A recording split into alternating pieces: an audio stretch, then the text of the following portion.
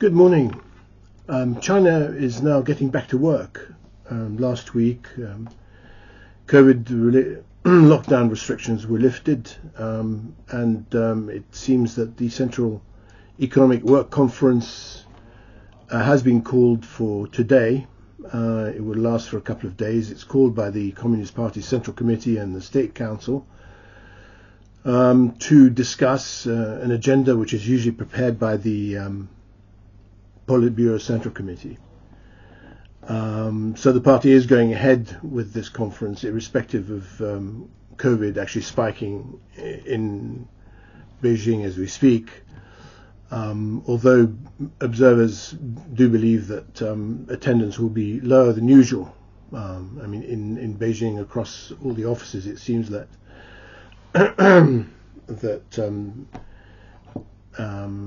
there's only about a third of the normal staff attending at the moment. The National Health Commission has opened some 47,000 so-called fever clinics across the country and said it would roll out a second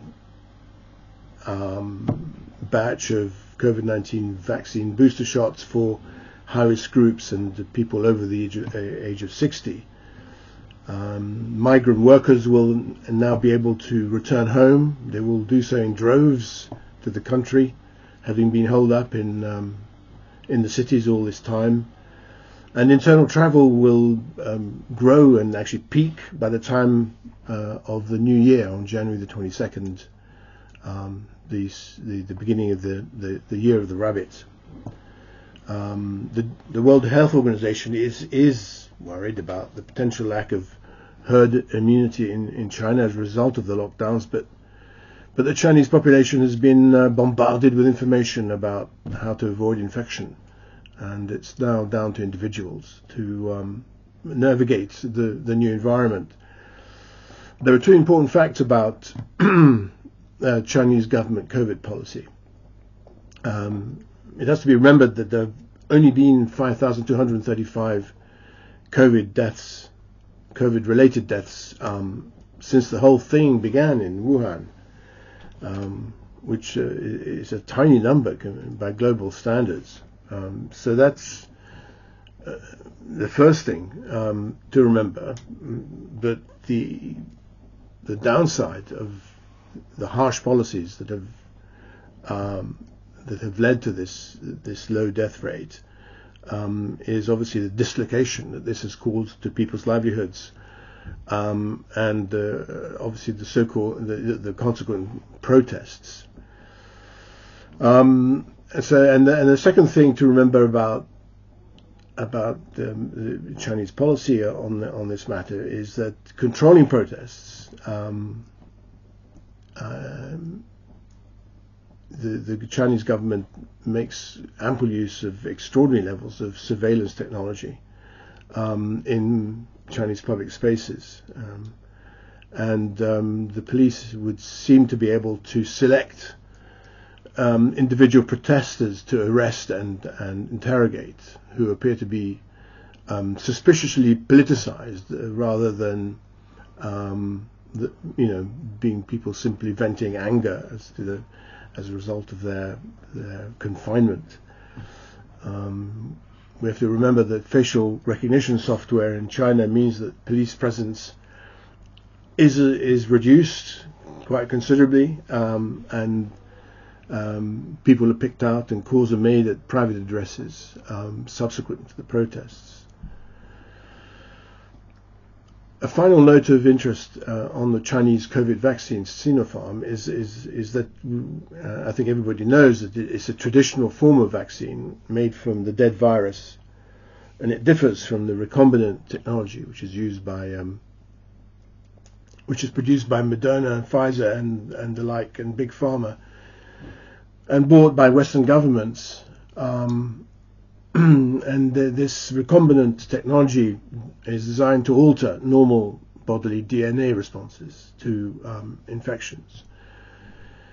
Although there's little real difference in performance, the recombinant technology is invariably patented and so phenomenally expensive.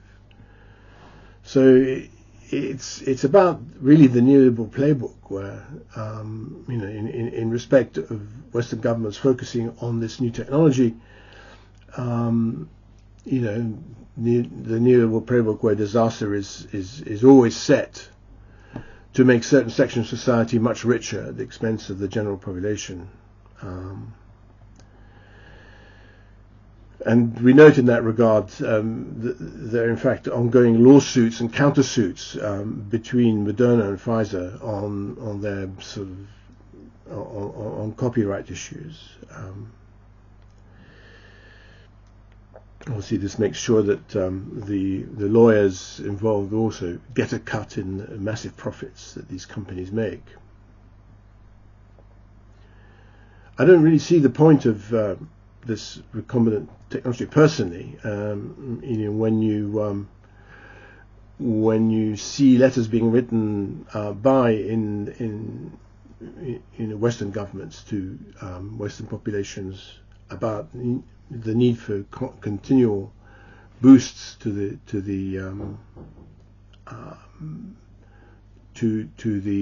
level of immunity, that in other words additional booster vaccines on a constant basis, because of the fact that one's immunity, the immunity provided by the vaccines seems to fall off over time. So really, these vaccines, this new technology does not provide any different level of comfort from the traditional way vaccines are produced. In any event, the Central Economic Work Conference is coming together, and the People's Daily and the Xinhua news agency wrote long pieces on the economy ahead of this conference, and the articles presage that the discussion will be fundamentally about the Chinese turn to consumption, something which I have discussed in some detail in previous videos. The document issued by the Communist Party Central Committee and the State Council prior to this conference focuses on the long-term plan to increase consumption, and this is associated with the slogan, of common prosperity. And one of the main messages that we see here is that this will presage greater taxation of high earners. In the context of the need of the government to do something to help beleaguered real estate developers, there has been a notion that a softer tone may now be employed towards these companies, but this hasn't taken place. It doesn't seem to be the case, because the documents that we see being produced for this conference call for the Chinese population to remember that housing is for living, not for speculation. So, looking at the consumption side of things, the document says that consumption has been contributing to over 50% of the total GDP of the country for the past 11 years, but that this is to rise substantially. Boosting domestic consumption, it says, is part of a broader effort to transform the massive domestic market, but it is acknowledged that there are obstacles to face that are, posed by labor, by land, and by the environment to achieving these aims. It says that the strategy that is being followed is necessary as a result of a severe, complex external environment, and cites mounting uncertainty facing the world economy in the form of the rise of protectionism, bullying and unilateralism. And this is a clear reference to America's China policy, which I will come to at the end of this short video. The Xinhua news agency basically clarifies, however, quite usefully, that the obstacles to the expansion of consumption, which are referred to as coming from labor and the environment, are essentially qualitative obstacles rather than quantitative bottlenecks. So it's about reworking the entire environment in order to be able to create new markets, to give new people access to the old and the new markets, and to create a new environment without any of the deleterious effects that the previous years of rapid production have caused. So to accomplish the planned long-term goals, the news agency says that the country aims to boost investment in consumption, optimize the distribution pattern, bolster the quality of supply, improve the market system, and smoothen economic circulation over what will be the 14th five-year plan period from into which we have already started. We started in 2021 and is planned to end in 2025. In the Global Times, you have an article on the subject as well, which emphasizes that boosting consumption is intended to fend off external risks, making China more self-reliant. And it stresses the new dual circulation paradigm, which I've discussed before, in the development plan, which stresses what is called the new complete internal demand system, which represents increased levels of consumption and investment. It's an internal circulation which is perceived will in turn underpin the external circulation, hence the dual circulation. The external circulation represented by trade, international trade, where the presumably massively increased Chinese consumption over the next period is seen as becoming a new magnet in the world trading system. Li Chang'an, a professor at the Academy of Economics at the University of International Business and Economics in Beijing, tells the Global Times in this article that the dual circulation paradigm is precisely about ditching the export-led growth model and replacing it with an internal demand-led model of growth. Another commentary from Deng Qiamao, who is the head of research at the Qilong Bank, reiterates the same points, but he does emphasize that there is a continuing problem with the effects of the COVID lockdown and with the effects also of international protectionism, which means that there is a substantial downward pressure on economic growth, which does call up for a special effort in a more proactive fiscal policy to revitalize market sentiment. So all these points, all these articles and all these statements point actually to the protectionist environment, and this is really about China, America's China policy, which is focusing on controlling technology. The Biden administration, it would appear, plans to put the Yangtze Memory Technologies company, known as YMTC, a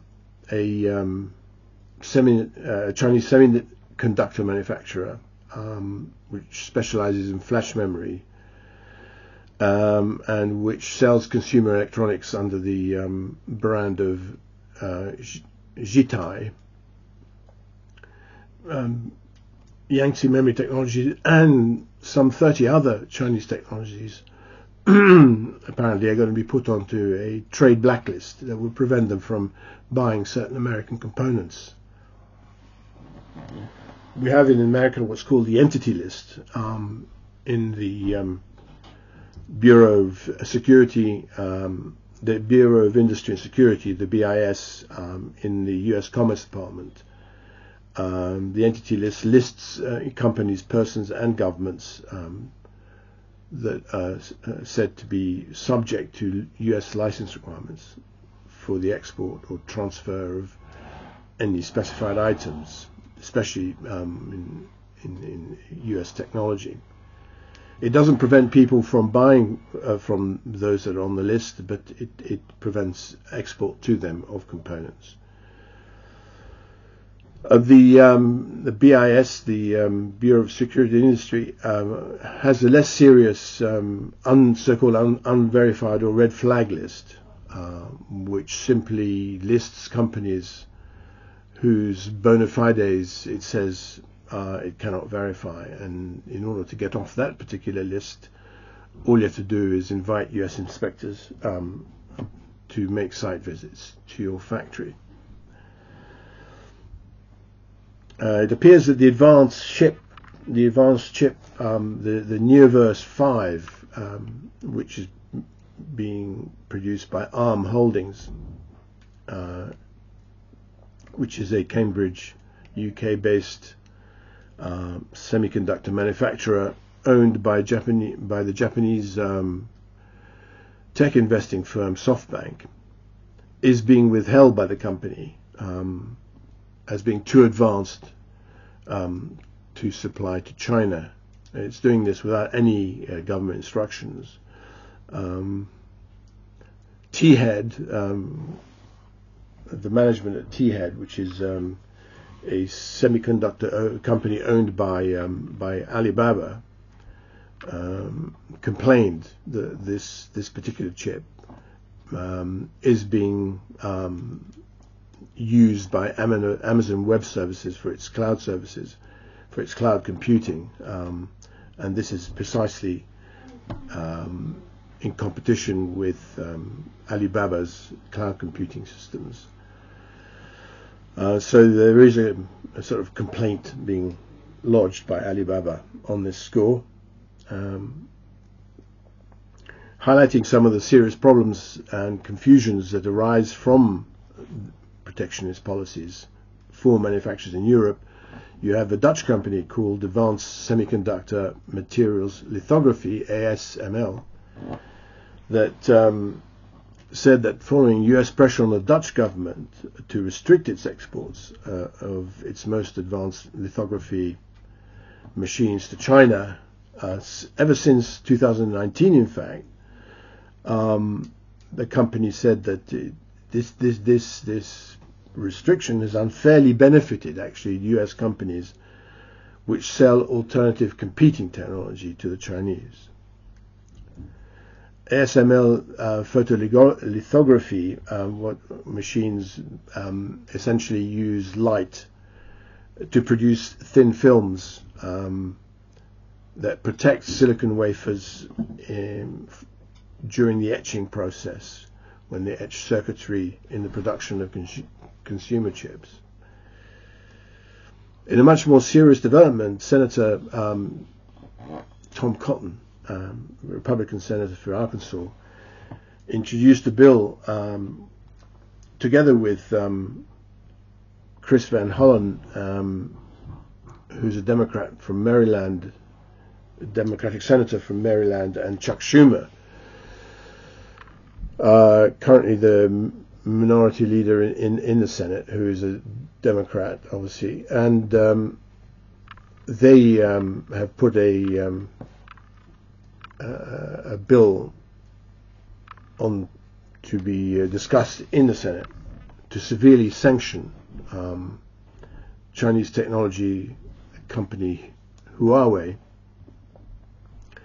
on the basis that it is supposedly an untrustworthy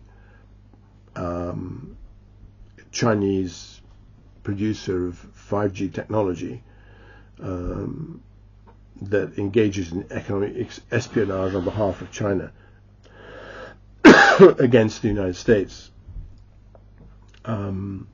Given that you have now Democrats supporting a bill like this, it is expected that when the new Republican majority in the House of Representatives sits in 2023, and if at the end of 2024 you might get a Republican president instead of Joe Biden, all that means is that the direction of travel seems to be on ever-increasing tightening of controls and trade restrictions and protectionism. Thank you for listening.